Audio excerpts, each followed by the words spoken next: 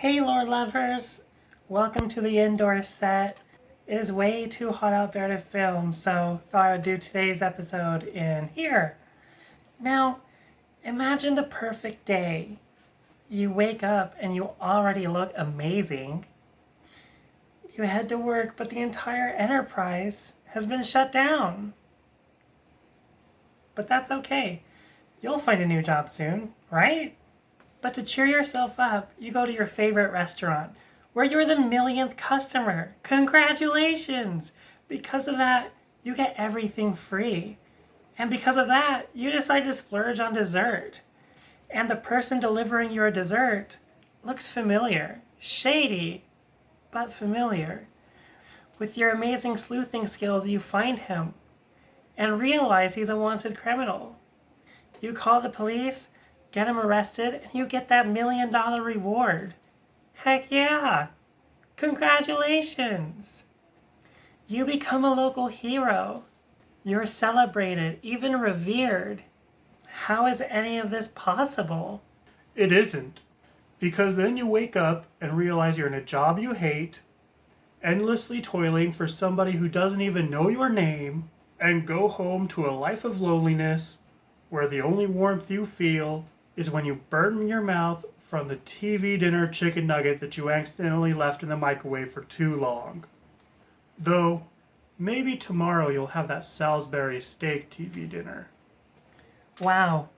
Way to kill the mood I was trying to set up here. What's wrong? Yeah, kinda bummed.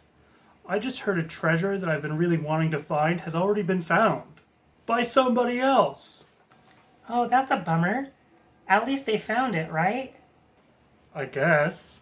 Well, I have a tale of treasure that hasn't been found. And this one could buy an entire army if you wanted. Or maybe New Zealand? What? Why New Zealand? They have hobbit holes there. Okay, or the treasure could buy you New Zealand. I would really like that. So, what is this treasure? Yes, as I was saying, imagine the perfect day. As Negative Nancy pointed out over here, it's nearly impossible. Well, it happened at least once. When? And don't give me some silly answer. Nope, it's the story of Hernan Cortez, conquistador of the Aztecs. I'm listening. The story starts at the very beginning. According to the Aztecs, it was Quetzalcoatl who created them. And it was said that one day he would return. Days turned to weeks, weeks to months, months to years, years to decades, and decades to centuries. But the Aztecs still waited, making their empire thrive in Mexico. But the Aztecs didn't just say he would return. They knew when he would return. They said he would arrive from the east, in the guise of a pale man. And so, on that day, several Aztecs huddled around the shore, waiting, watching, and then they saw it. A ship on the horizon. God was returning to them. Do you know how lucky you have to be to show up on the steps of some foreign empire's shores and they believe you to be the god that they've been expecting? How many rabbit's feet was this guy holding? I told you, it was luck. It was in 1518. Columbus had just barely arrived in America less than 30 years ago. There was an untapped wealth here that Spain wanted, and they were going to take it. Locals be damned or not. Though, while out there, they would try to convert the great people of the New World to Christianity. And one Spanish fleet was set to embark with Cortez to command it. However, another official known as Velasquez turned down the mission. In an act of mutiny, Cortez left with 500 men and 11 ships for the New World. And it didn't go so well on the journey. They arrived in Mexico in February of 1519 with only one ship. The rest had been lost to sea. As they grew closer, he saw the Aztec people waiting for him. This was how he was going to die. At the hands of the natives, far away from Spain, maybe it was a bad idea to cause a mutiny. But he wouldn't turn tail. He came for treasure, and he was going to take it. Arriving on shore, Cortez and his men were fearing the worst, but were greeted with celebration. He was their god, right? Cortez then made a bold move, deciding to send that one ship back to Spain to get reinforcements. If the Aztecs only knew what they just invited into their homes, it could have ended right here. Cortez and his men were far outnumbered, but they had armor and guns. And not to mention, they thought Cortez was a god. But that thought didn't last very long. They took him to their capital, Tenochtitlan. He was greeted as a god here and greeted the Emperor Montezuma II. However, once with the mighty ruler, Cortez and his men put Montezuma under house arrest. The Aztecs offered gold and silver for him to leave, but he refused. He wanted all of their gold and silver. So Cortez, his men, and some locals that they had befriended that were against the Aztecs sacked the city. And this is where history gets kind of fuzzy. Well, fuzzier than the records up to this point. You see, the Spanish wanted to be painted as heroes, converting natives, savages, to Christianity, and being rewarded with all this treasure, all these golden riches. For example, Francisco Pizarro held the emperor of the Incan Empire hostage. And once he received the ransom, he and his men left. It's said with no bloodshed, and it was amicable. However, there are mass graves that we found in the area that date back to this time. Most of them with Incan people in them, but a lot of them with conquistadors. And these conquistadors had their skulls bashed in. That's not really peaceful. Raiding and plundering these South American empires was an atrocity. Now, back with Cortez, a rebellion erupted, and in the confusion, Montezuma II was killed. About this time, Cortez caught word that the Spanish were coming for him for defying Velázquez. And so he and the others left, dumping all of their treasures into the local lake Texcoco. Cortez soon came back with more men, claiming the land for Spain, and conquered the Aztecs.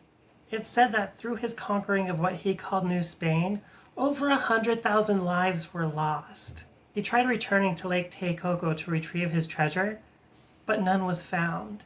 According to legend, while Cortez was fleeing the Spanish and left the Aztecs, the Aztec people dove down and retrieved the treasure and buried it with Montezuma II. Oh, find his tomb, find the treasure. Exactly. Where is his tomb? It's said that the Aztecs took Montezuma II to be buried in southern Utah. Southern Utah? Yeah, that's what I said. Well, what are we doing here in northern Utah then? Telling stories? No, Tara, we need to go. The longer we wait, the less likely we are in finding it. Southern Utah is a big area to cover, and it may not even be in Utah. Several people thought it was in Casa Grande ruins in Arizona after they discovered a strange labyrinth in there, though extensive excavations show that if there was treasure, it's gone by now. Another location it was thought to be in was in the Sierra Estrellas. In 1847, there was a Mexican aristocrat who enslaved Apaches, and all they were tasked to do was dig for gold. As the United States Army arrived, the Apaches revolted. The Mexicans had to hide their gold that their slaves dug up near a monument called Montezuma's Head. Most were killed, but at least one survived and made a map to the treasure. The man tried to return in the 1880s, but the land was still controlled by the Apaches, and he was never seen again. People have claimed to have found the treasure since 1895, but nothing affirmative has happened yet. Tara, that isn't in Utah either. That's Arizona. True. Back then, though, it was still considered Utah. However, there was one account in Kanab, Utah. I know that place. Back in 1914, Freddie Crystal believed he had found the treasure. Crystal claimed that Native American petroglyphs led the way to the treasure. It would take them to a tunnel deep into the mountains and finally arriving into a massive room filled with treasure. All of this from the Aztecs and Montezuma II. Crystal disappeared soon after and wasn't seen for quite a few years. He finally returned with a map he claimed to have found in a Spanish monastery that said to lead the way. It showed of 4 mountains in the north and one in each of the other 3 directions.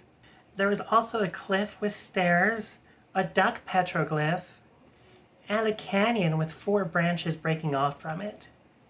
And one of these branches was marked as the treasure site. While searching in the area, the map said they didn't find anything, except another map. And this map took them to a great white mountain.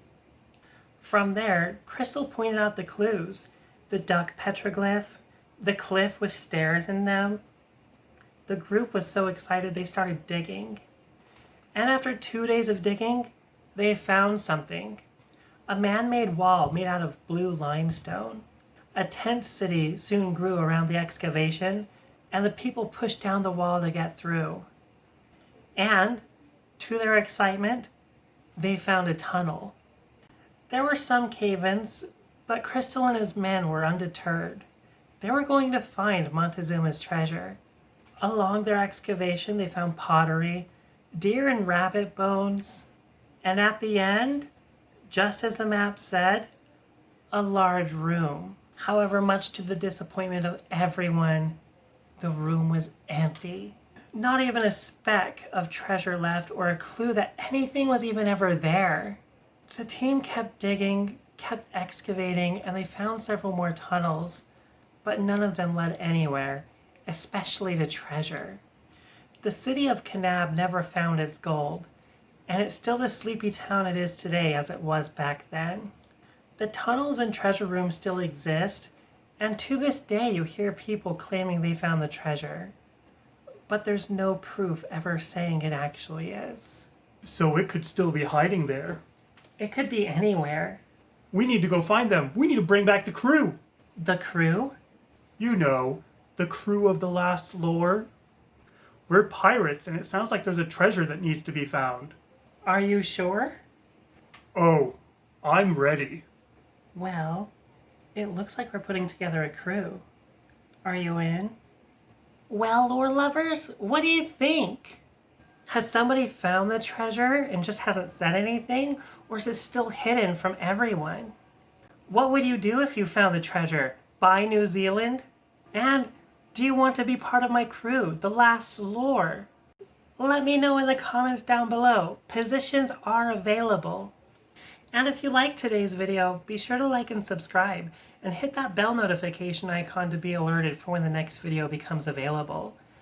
Don't forget to share the video too, especially treasure hunting. It's always more fun with more people, so share the video. Get everybody excited for it.